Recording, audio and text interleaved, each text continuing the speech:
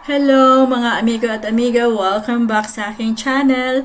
Medyo matagal-tagal na rin ako na hindi nakapag-upload ng vlog ko kasi nagka-problema ako sa ibang gamit ko sa pag-vlog.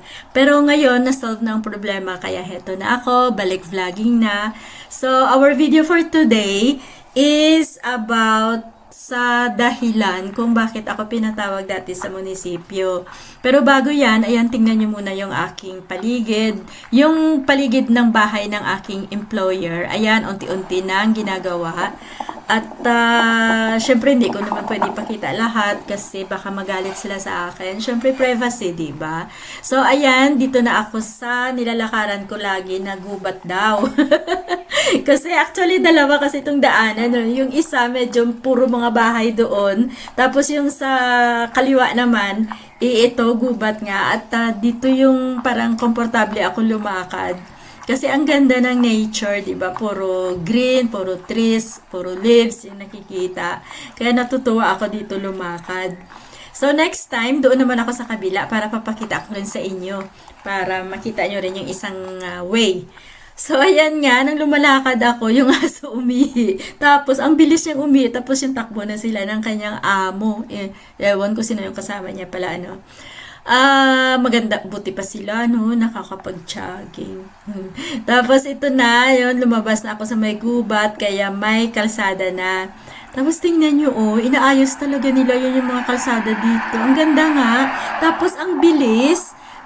Pareho halimbawa, weekend ngayon, lumabas ako. Pagka next week naman na lumabas ako, nakikita ko, tapos na, kaya mabilis sila magtrabaho. So, ayan, maganda ang lakad ko dyan kasi makulimlim na, ang ganda ng panahon. Makulimlim, medyo mainit, pero makulimlim na medyo malamig. Ay, nako. Kaya, ayan, nung umaraw siya, nag-shades ako. Tapos, pag shades ko, mamayang konti, nawala yung araw.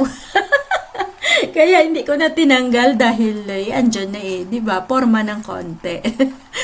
Wala nga dyan, naka-shades ako lang. So, diretso pa ako kasi ang lakad ko niyan, mga 20 minutes galing doon sa bahay. Ang lakad ko hindi naman kasi mabilis dahil nag-vlog nga ako, nag-video ako.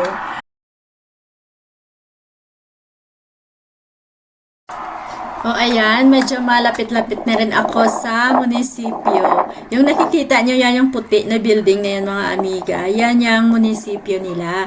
Kaya ako pinatawag doon kasi na-approve na daw yung residence permit na in-apply ng employer ko para sa akin. Kaya kukunin ko na yung aking residence card. Tingnan natin kung ilang years ang ibibigay sa akin. So, ayan yung building na puti. Bago pala siya mga amiga. Tapos, yung sa harap niyan, yan naman yung train station. Diyan ako sumasakay pag pumunta ako sa kung saan sa airport at sa ibang lugar. Tapos, ayan na yung aking residence card. Nakuha ko na. Ang bilis lang. Tapos, pagkatapos lumabas na ako at nakita ko yung garden ng flowers. Ang ganda, pinicturean ko siya. So hanggang dito na lang mga amiga. See you on my next vlog. Thank you sa pag-subscribe at pag-share ng aking video. Bye! God bless you mga amiga.